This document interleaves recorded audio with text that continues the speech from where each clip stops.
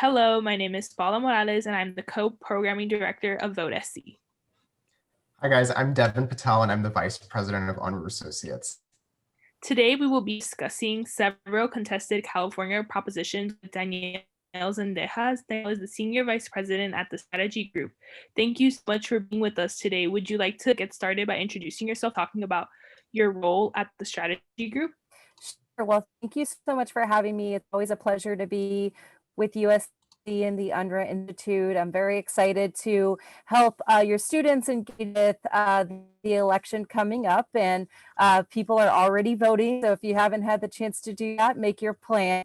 I have been at the Strategy Group since 2009. I actually joined a firm after I worked on the 2008 Obama campaign, starting in New Hampshire for the primary, and then worked as a delegate tracker in the Chicago headquarters and ended the campaign in New Mexico. Also worked on his inauguration committee. And now I've been worked for more than a decade with the Strategy Group. We specialize in direct mail and campaign strategy. We're working on a few ballot measures as well as candidates and other races that are up and down the bit. And our office is in Pasadena. I'm based in Rosemead, California, as my work home office during this pandemic, and really just excited to be here and share what we have going on the ballot this year. Perfect. So the first position that we would like to discuss is Proposition 15. So if you could please give us a little background on what Proposition 15 is and what a yes or no on it would mean and what your opinion as a strategist would include. Sure. So Prop 15 is a reform that many groups in California who are trying to find ways to bring money into our schools and our local governments. They've really looking for this reform for a very, very long time. So what Prop 15 does is that it actually reforms the loopholes that big corporations use to avoid having to pay their fair share in property taxes, and reforms what was put into place back in 1978 when Prop 13 passed. You'll hear a lot about Prop 13 reform, or changing the way property taxes assessment. That's what Prop 15 really does. Is it split off the residential and protects our homeowners, protects renters, protects our farmers, and keeps their land assessed at how it is now. Nothing changes there. But what does change is that the way the property taxes are assessed for corporate commercial properties will change. And so what will happen is that every 3 years there will be a new assessment on commercial property that is valued at more than $3 million that will be reassessed at fair market value. So this is an important reform. It's something that, a lot of the progressive organizations have been looking to reform for a very, very long time. And, I think the other thing to think about is that the amount of money that actually does come into schools and communities. It's $12 billion on the line for our schools and communities. And that's why, I think this is getting a lot of attention and getting a lot of play, is because we're looking at budget deficits in the next few years because of COVID, because of the economic slowdown. And so for those who are trying to pass Prop 15, this is really kind of a jolt to keep our communities and our schools funded in the levels that they need. I'm voting yes. And I know a lot of the Democratic Party, Gavin Newsom, many others who represent essential workers. They're all on the side of this, and your corporate business interests are the ones who are advocating for a no vote here. But ultimately bringing money into schools and talking about what the future of California looks like from our local government perspective, this is important reform that should certainly pass for a better future for our students and for our local governments. Awesome, thank you. What do you think of the likelihood of this proposition passing? Do you think it's very likely given, um, have you any polling you've conducted so far, anything you've heard just from the community in California, or what do you think? I know definitely that sometimes it's sway people's vote as well, or how much they think they'll be able to help impact change. But Sure. So I think it certainly is going to be a tight one. This is one where I think a lot of folks are going to, weigh the pros and cons. They're going to see who's for it and who's against it. And they're also probably going to look and see what their own economic situation is. But ultimately, what's important to know is that there's very few folks who will actually pay for this reform. It's the big corporate property owners who are being asked to pay their fair share. So thinking about the richest 10% of corporate property owners will provide 92% of the revenue for this initiative. So I think as folks are sort of noodling it on, how to go and how would this affect them. If you're a corporate billionaire, then you're probably like, yep, this affects me. But if you're a middle class person or a college student, look to men's meet and worried about your loans and all of those things, this is not something that will impact you almost immediately. So I certainly think that's where voters are going to land, and I will give the edge to a pass for Prop 15 here. cool. Okay, awesome. Thank you so much for that. So the next one was Prop 16, which would repeal Prop 29 and bring back affirmative action in a lot of our educational institutions and jobs, job market and things like that. So any information about this proposition and what do you think about its feasibility and everything? We'd love to know your take on this. Yeah, so I think the important thing to remember is that California was one of the first states to pass an affirmative action ban, and we get to reverse our own mistakes, right? If we want to look at an equitable future, if we want to look at, how we really, achieve diversity and inclusion, we have to do that two ways. And I think that, certainly with legislations, that is certainly a longstanding, issue in ensuring that our UCs and our Cal States and our community colleges all are looking at their populations on campus, seeing how they can best open the doors to opportunity for those students who may come from disadvantaged backgrounds and marginalized communities. The other thing is really about the economic opportunity that is on the table. There has been studies that have shown that minority-owned and women-owned businesses lose about $1 billion a year because they don't have a competitive advantage when it comes to state contracting and state job opportunities. And so because we're not able to really look at the quality of the folks coming through and opening up those potential opportunities for procurement, when you think about the state of California, we have billions of dollars of budgeting, and that means that there are businesses who can benefit from state contract, but currently the state is not allowed to look and say, oh, this can benefit a woman-owned business, this can help a Black-owned business, this can help a Latino business, and they're just flat out not allowed to do that. So what ends up happening is the same contractors who have the lowest bid end up getting the business, and they're oftentimes not really opening the doors to new folks who could take a part of that economy. So it's important reform. Certainly, this was a reform that was put on the ballot by the legislature. So you're seeing it was spearheaded by the Assemblywoman Shirley Weber. It was certainly pushed by Speaker Anthony Rendon. And so a lot of leaders are coming out. This is an initiative supported by hopefully our future Vice President Kamala Harris and certainly our esteemed U.S. Senator. And so I think what you're seeing is that people who have been seeking an opportunity for justice, certainly this was got the green light out of the legislature after the George Floyd test broke out. So certainly it is an important step towards creating a more equitable future for California. Thank you for your response. And a follow-up I add to that is, do you believe the likelihood of this proposition passing would be? I think it depends on the neighborhood. If you look in my neighborhood, we have a lot of no signs. I think what you're seeing is ethnicity split. A lot of the Asian community feels like this would penalize their kids and that it wouldn't give them the opportunity, the same opportunities that they, have in getting accepted to the UCs and the Cal States.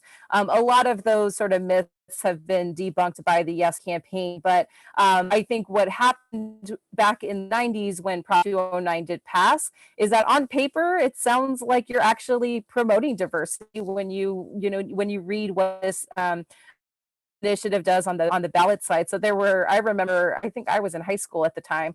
I remember a lot of, my peers, and many of us were Latino and, from communities of color. Many of our peers were like, oh yeah, this sounds great. Of course we would vote yes, not knowing the consequences were about, not being able to use race and gender in admissions and how that would affect us. So I certainly think that the Yes campaign is doing a pretty good job of making sure that people know that what the differences is and what a yes vote was. But a lot of yard signs for the no side in my neighborhood, and I don't necessarily think that that is an indicator of what this would pass statewide. But I do think that there is organized opposition, so this one will probably be a close one for sure.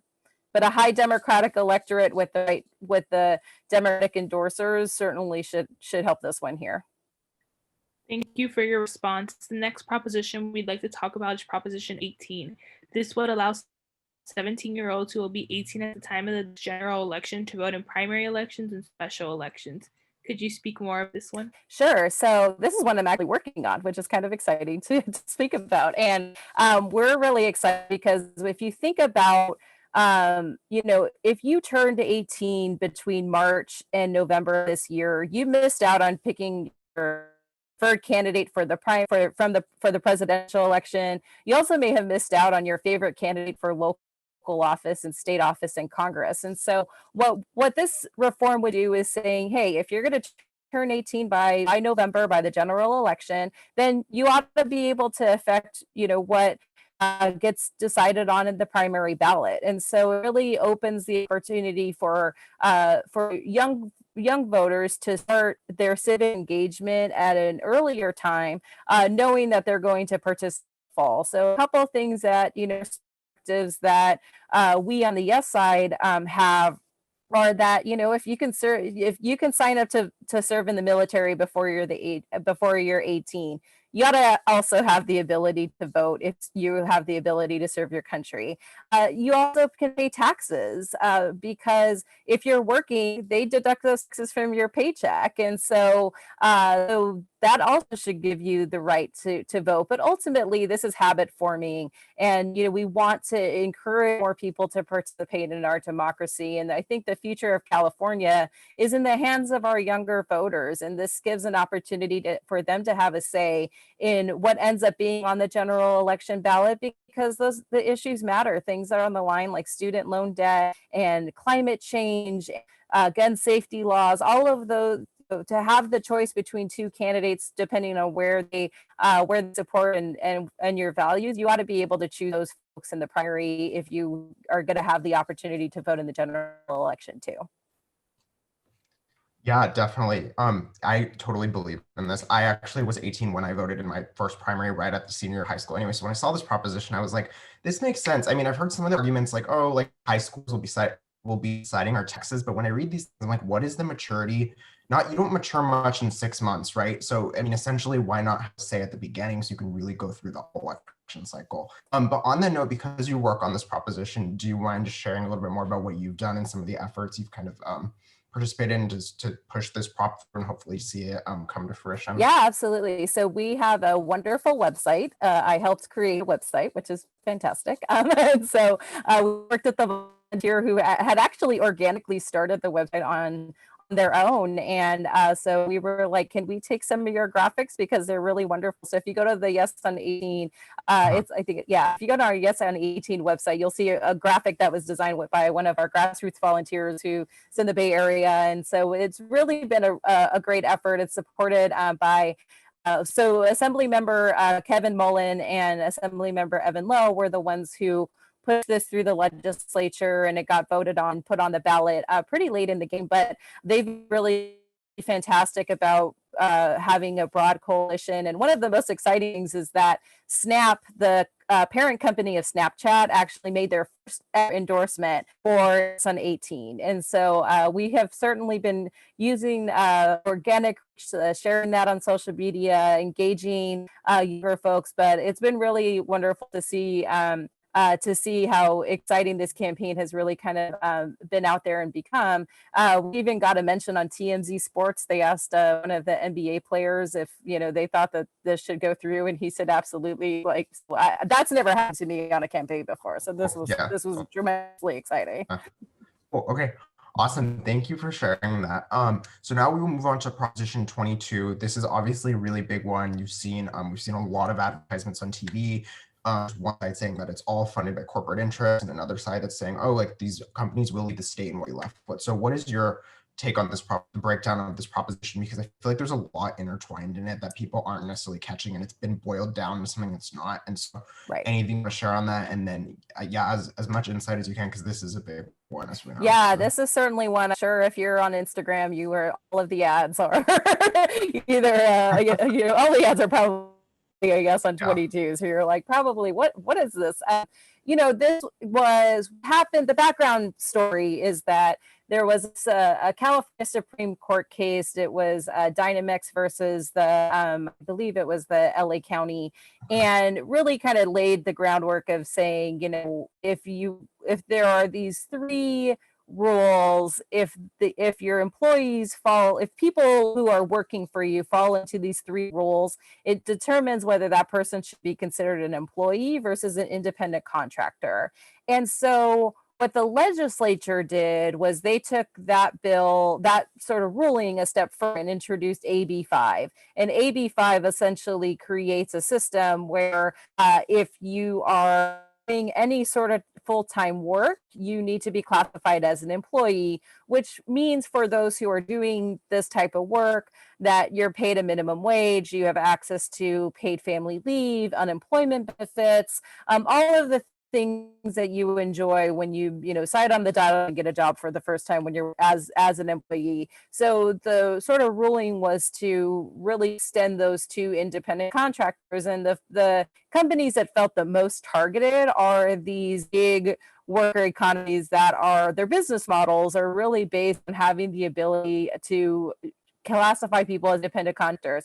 I think ultimately when Uber was first started, it was really about limousine drivers and people who were drivers for hire to be able to pick up a job here and there in between the time that they're sitting idle in a parking lot. So it was really a black car service. It was like kind of like fancy limousine, and it turned into this sort of more the everyday person could use car as an ability to make money as a side hustle. And so I think the question really became is how do you then talk when that people are using or are working for Uber full time or Lyft or DoorDash or some of the other gig workers, extending beyond the app-based the app-based work, is when you have like somebody who is driving for 80 hours a week, what sort of benefits to have in return?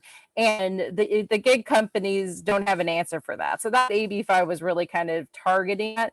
There's a lot of collateral issues with AB 5 and how it affects other industries, including the political industry. We now, if we want to hire someone for a campaign, we have to classify them as our campaign employee, and so it really does change a lot of the things that we have to do in this state. But ultimately, when you think about Prop 22, you have to really look at at the fine details of who actually wrote it and funding it.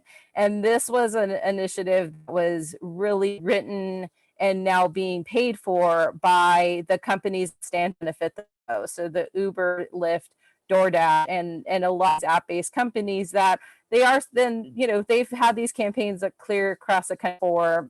They've fought in New York, they have fought in Texas, they have fought in these other places, and they do make these threats that say, hey, we're going to take off and we're no longer going to do this in California.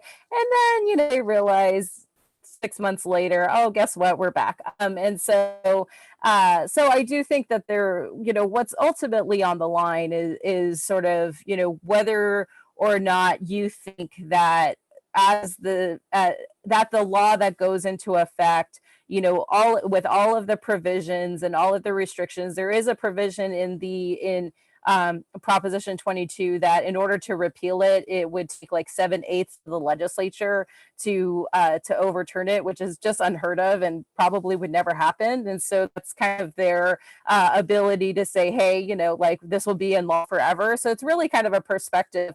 If you're trying to decide, what you should do on it, my perspective on it is that, do you want to legislate at the ballot box for something that would be in and would take millions of dollars to take out of the state laws, or do you want to maybe give the opportunity to the legislature to say, hey, why don't we go back to the table here and like let's figure out amendments, which the legislature is already doing. They've already done a few amendments to AB 5 specifically around journalism and other jobs like that. So I think that's really kind of the question that is at hand. Is this something that the state of California as voters should be legislating at the ballot box? My personal perspective is I don't think that that's the case. This is something that the legislature should figure out. And voters should have and citizens should have a say in their elected type of law that it should be, not necessarily the corporations that are trying to buy their way here. So that's my perspective. I don't know how this is going to roll. There's always there's always a potential for too much advertising and wearing people down. But I think they've done a really solid job at running a very professional campaign and giving a lot of testimonials and people who are drivers and featuring them in their advertising. So I think a lot of it really, I think, depends on what your perspective is being a user of these app-based economy, and whether or not you're all in or if you're skeptical of it too. Perfect. And how, like, in terms of the probability of this passing, I know it's very, very tricky to predict given the oppositions on both sides. It seems pretty, I don't think there's a front runner. What would you predict? I think it depends on whether people believe the advertising or they go to the trusted sources of the information they get for how to go with this. If they're looking for what the Democratic Party is doing, the Democratic Party is a no on this. If they're sort of like seems reasonable because I see all of these ads, then they go the yes way. I like to think that the underdog has a chance here and that the no side has done enough to cast doubt. But this might be one where just the overwhelming amount of money that has been flowed into and just the favorability of these companies is, I haven't seen any polling on this, but I gotta believe that people who want to maintain their ability to get a ride in the evening or get to and from places might be swayed by that argument that these companies might cease to exist. So it could be a close one, it could be a blowout, but I think if you're spending that much money, you expect a yes vote. So we'll see what the electorate comes back with. Thank you so much again for coming with us and taking time to explain the different propositions and your take on them. We really appreciate it. You're very welcome. And, no matter what you do, you just have to do your homework, just like class. It's important to do your homework when you're voting, and just make your plan. Make sure to, make your voice heard. It's very important for students, especially. There's a lot of on the line for your future selection, and I hope you all participate. Thank you so much. You're welcome.